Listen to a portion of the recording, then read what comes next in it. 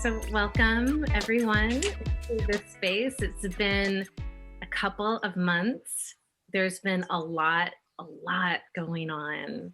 Like so many things. I feel like I'm a different person in a lot of ways. So just taking a moment to center ourselves and to give gratitude for our health, for our ability to travel and see people, for the ways that we're emerging into society again and being able to see one another. I was so thrilled yesterday that when I called my mom on FaceTime, my mom's like, look who's here.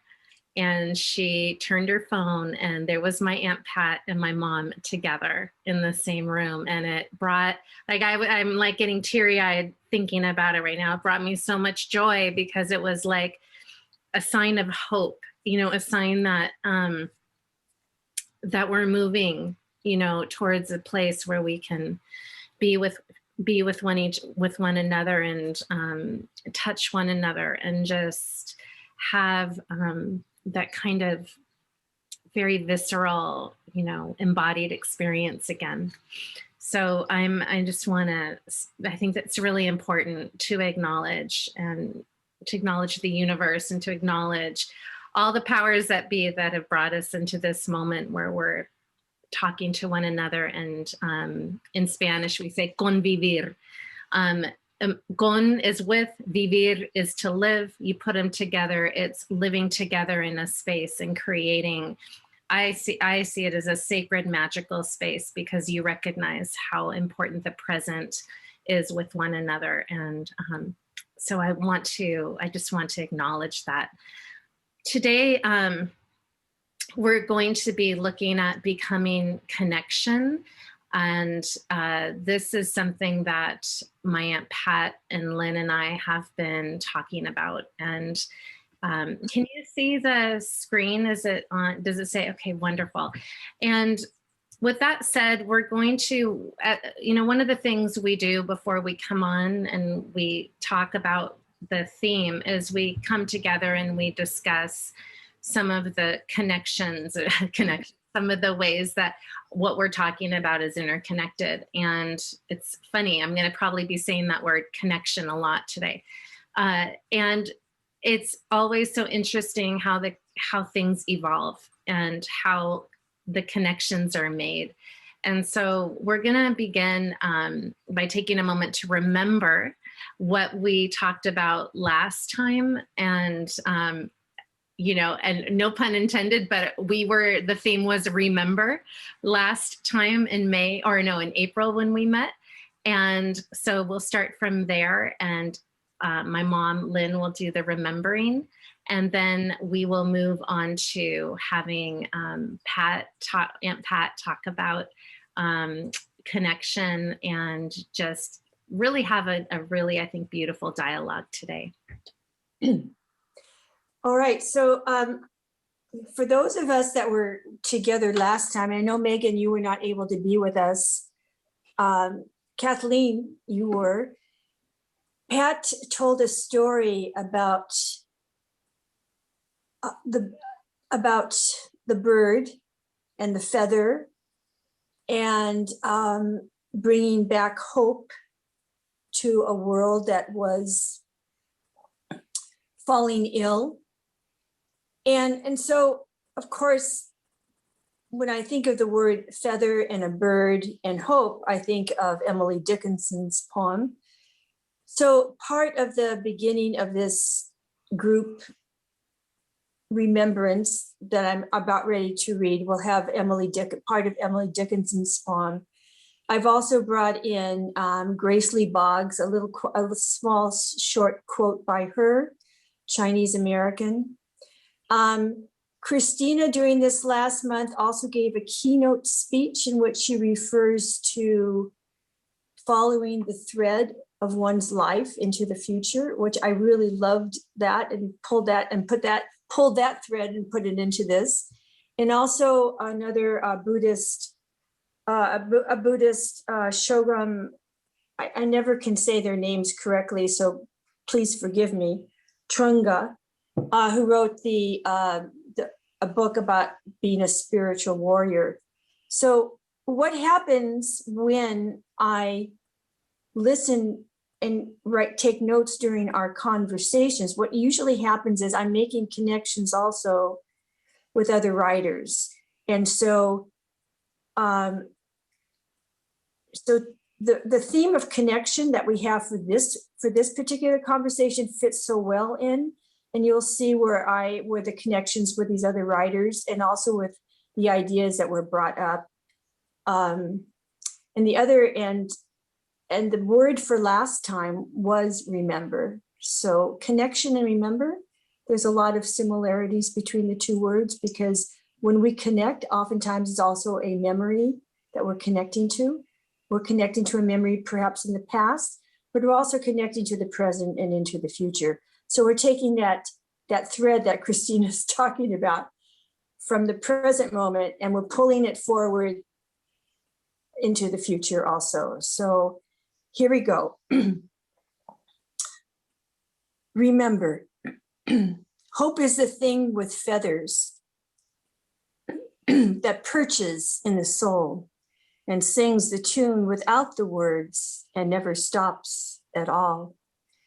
Remember the delicate feather that is carried within the heart of every living creature, linking all life to the great being who reminds us that I will be there for you. Remember the invisible fabric of our connectedness, the thread that weaves through our lives. Let this thread illuminate the exquisite story that is ours. Pick up this thread and follow it into the future. Remember, be true to yourself. The challenge is to step out of the cocoon, to step into space by being brave and at the same time gentle. This is the path of the warrior: to heal, to touch hearts, to bring joy. Christine, you were just talking about touching again. Remember to call upon our ancestors to assist us in resisting any distraction that would have us forget who we are and why we are here. And remember, we are here to be beings of light. So that was all part of last time, and we're making the connection now into the present moment, which is this conversation that we're having right now. Thank you. Okay, I guess my turn then. I'm trying to find the gallery view. There we are. Okay, so all of these things really do. Okay, the now overused word, connect. Anyway, Lynn and I were talking yesterday. I said, normally when I think of a story, I think of a traditional type story that has a beginning, a middle, and an end. And so it has that trajectory, but lately I've just been kind of, I want to say, wrapped up in and caught up in these little crumbs of my current readings and past history of my own past life and present. And so I said, Lynn, I don't know where to begin, and I don't know where my story would go. And she says, well, start there. So I said, okay, I'll start there. So this is more of a breadcrumb story, as little breadcrumbs dropped into my pathway of thought or just life. I just picked it up and followed it to the next breadcrumb. And so that's how my story is going to seem like, just following breadcrumbs. Okay, so there are three things that have kind of landed in my life. One was I sort of accidentally came upon a YouTube of Carolyn Mace, who was introducing a retreat she was going to give that included Andrew Harvey and Mirabai Starr. And raise your hand if you've heard of Mirabai Starr. Okay, Lynn has. Okay, great. So course you have, Lynn, because you're a quote person and you've probably found her quotes all over the place. I didn't know, but all I could tell you was that when I heard the name was Mirabai Starr, I thought, what kind of a name is that? It sounds like a stage name. Is she a, a fortune teller or something? And no, actually, Mirabai Starr, it turns out, contacted Carolyn Mace when Carolyn started giving a retreat based upon St. Teresa of Avila's great mystical writing called The Interior Castle. And I had tried to read that some years ago, and honest to God, the medieval Spanish spirituality of the time and all of its emphasis on sinfulness and all that stuff, to me, I felt nauseated. I couldn't read it, just like, oh, I can't read that stuff.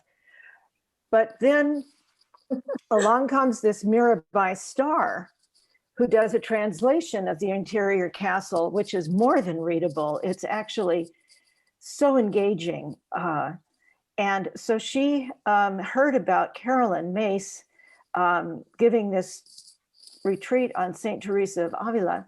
And so she said, I would like to contact her. I got to get up the courage to contact Carolyn Mace, whom I have followed for so long, and I love her so much. And so Carolyn, so she contacts her, and Carolyn writes right back. And of course, so Carolyn Mace, she says, what are your credentials? It's like, I can just see that because, Carolyn, I don't know how familiar you are with her, but she has some pretty sharp edges on her, and she can be pretty harsh on people and kind of rude, which is one of the things that, I'm an on again, off again listener. And so Mirabai goes, fair question, and gives her, I've got my master's in religious studies and this and that and the other. And I lived in Spain, and I know Spanish very well. And I was asked to do this this particular translation, which she had already done, of St. John of the Cross and his Dark Night of the Soul, mystical writing. And so turns out that Mirabai grew up as a Jew in a household whose parents were kind of hippie-ish and disliked religion to the extent that they were actually anti-religion. So she grew up, though, this is, back in the day when Eastern religions and Eastern spiritualities became popular. So she grew up looking at and becoming very enamored with and sitting at the feet of gurus of Hinduism, of Buddhism, and then of course she had her own Jewish ancestry. And never in any of that was Christianity. She had no interest in Christianity. And then she translated John of the Cross and Teresa of Avila and fell in love with Teresa and fell in love with Jesus Christ.